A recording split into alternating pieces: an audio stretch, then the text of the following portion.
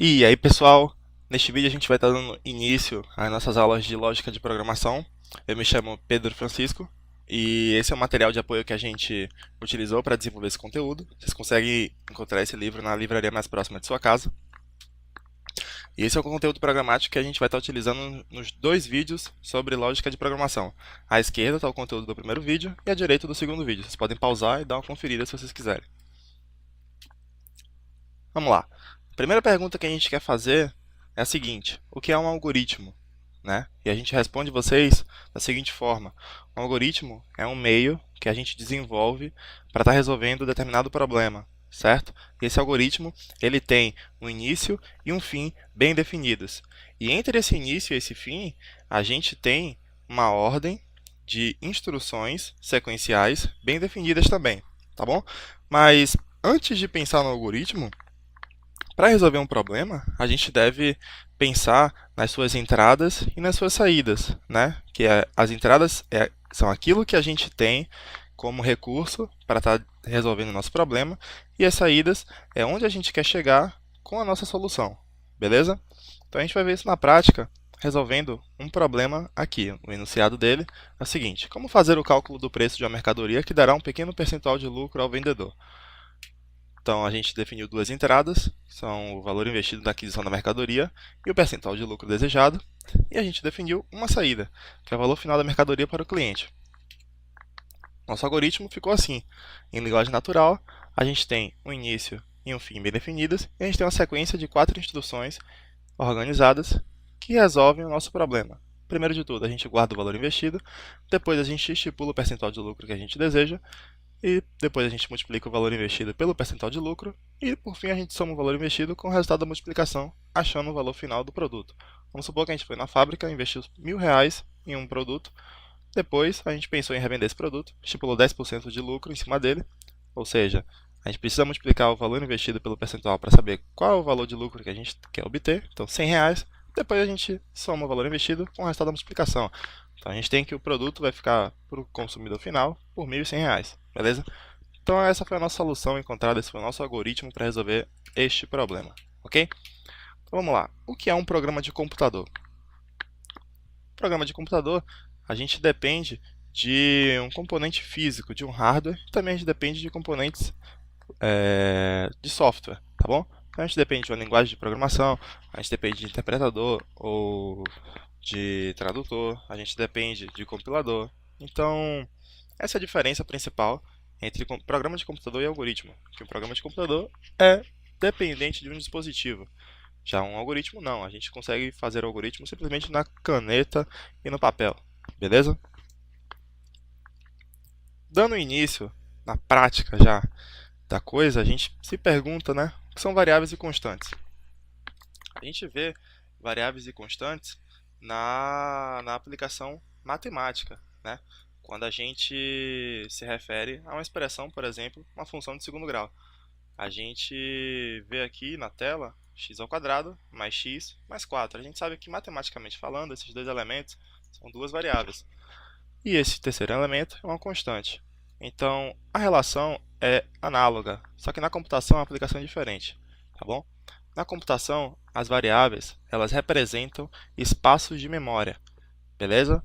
A constante também, só que a diferença é que as variáveis, elas podem mudar, podem ter seus valores alterados, e a constante não. Ela recebe um valor ou ela recebe um caractere, algo do tipo, e ela permanece com esse caractere, esse valor, até o final do programa.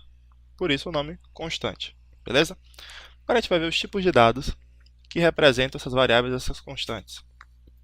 Se a gente tem uma tabelinha aqui, na primeira coluna a gente representa os tipos de dados, na segunda coluna a gente representa a quantidade de bits reservado na memória aproximadamente, tá? De cada tipo de dado. E na terceira coluna a gente tem aqui a faixa mínima e a máxima de representação de cada tipo de dado. Vocês podem estar pausando o vídeo e olhando essa tabela de uma forma mais minuciosa, mas os tipos de dados que a gente quer focar aqui são esses 5 básicos aqui, ó. Essa tabela a gente tomou como referência da American National Standards Institute, ANSI, que definiu esse padrão para a gente na computação. Então a gente vai trabalhar com esses 5 tipos básicos de dados aqui. Só para definir para vocês, vou falar sobre dois deles, o float e o int. O int, ele se refere aos números inteiros e o float se refere aos números que têm casas decimais, né, números com ponto flutuante. Por exemplo, se a gente quisesse declarar uma variável do tipo inteiro negativo, por exemplo, quero declarar uma variável que recebe o valor menos 10. Então, a gente se refere à variável do tipo int, beleza? Já que se a gente quiser declarar uma fração, 1/4, 0,25, a gente quer trabalhar com a variável do tipo float, beleza? Agora vamos entender como é que funciona esse processo de armazenamento e busca de dados na memória, beleza? Para estar entendendo isso, antes de mais nada, a gente precisa entender o conceito de bit, tá? Bit, na computação, representa dois resultados possíveis, o 0 e o 1, que na verdade representam fisicamente os transistores, ligado e desligado. E foi feita uma convenção na tabela ASCII, que para cada 8 bits existe um byte, tá bom? Na verdade, que um byte representa 8 bits. E um byte, como a gente está vendo aqui, é a menor unidade endereçável de memória.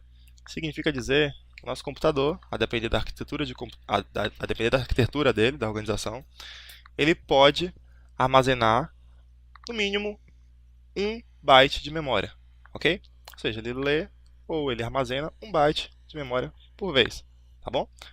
E aí a gente vem aqui, ó, na palavra, no conceito de palavra, que o negócio aqui, a barra de ferramenta aqui está por cima, mas beleza. A gente vê no conceito de palavra, a gente sabe que palavra, ela define a unidade básica de processamento de um computador.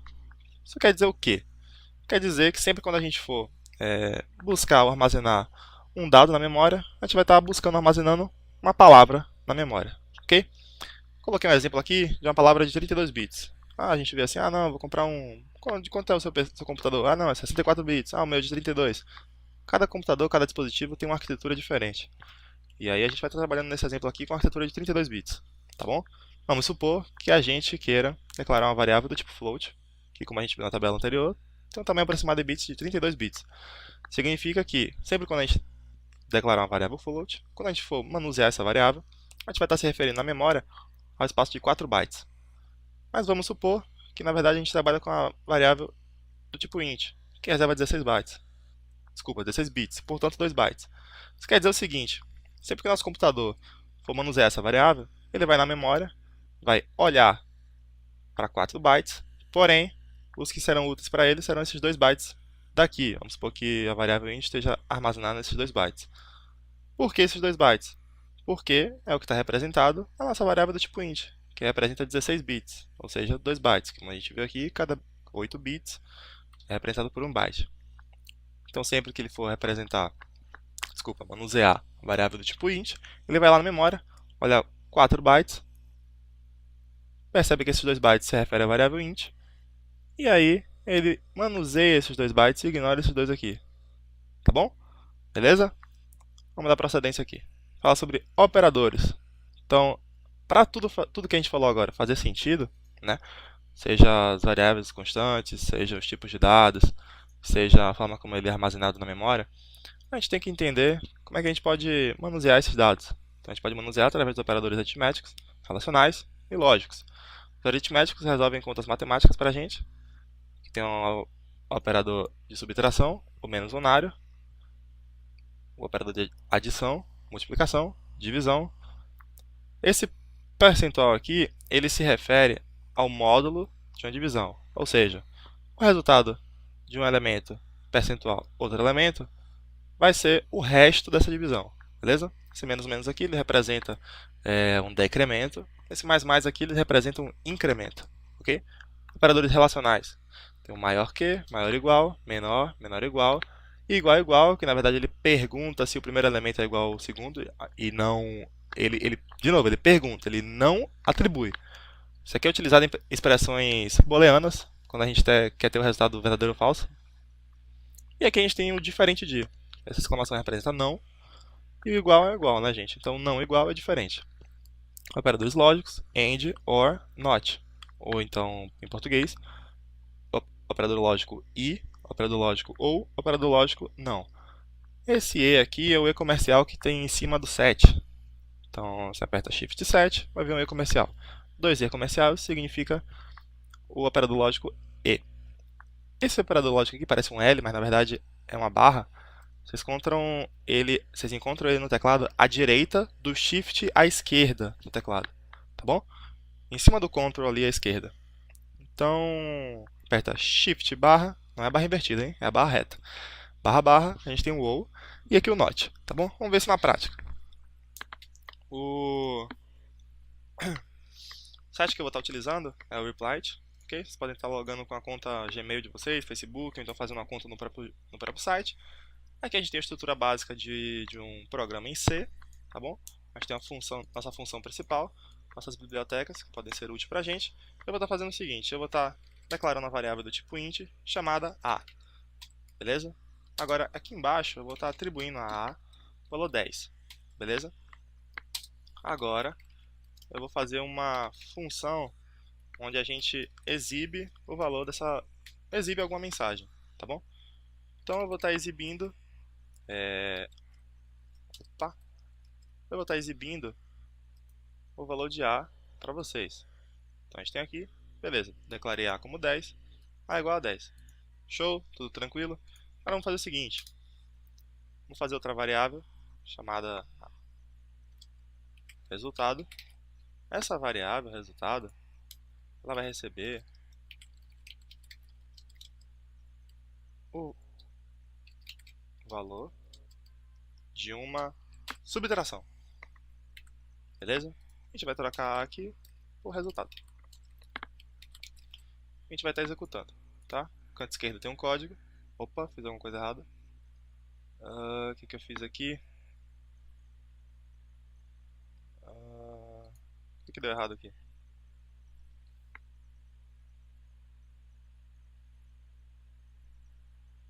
Digitei errado aqui em cima. Beleza. Então vamos lá.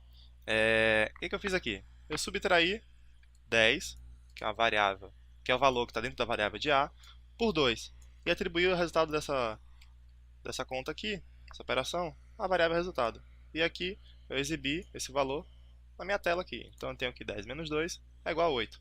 Beleza? Então eu estou pegando uma variável, A, subtraindo por uma constante, 2, e eu tenho o resultado exibido na tela. Ok?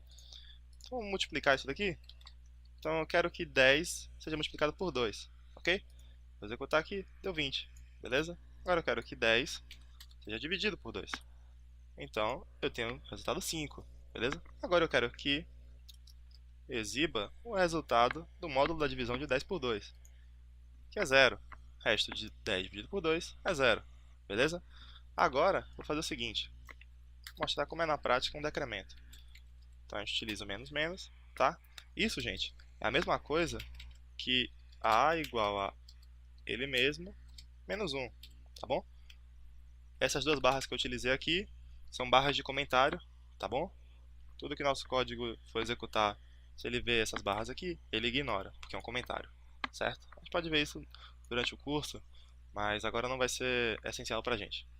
Então, eu declarei 10, eu declarei a variável A, atribuí a ela o valor 10, e agora eu fiz o decremento de 1, ok? E eu exibi o valor, vamos ver quanto deu? Opa, fiz alguma coisa... acabei não trocando aqui. Beleza, então a gente percebe que A agora tem o valor 9, porque foi decrementado em uma unidade. Ok, agora vamos incrementar aqui, usando mais. Incrementamos, percebemos que A foi incrementado em 1, beleza? Que isso é a mesma coisa,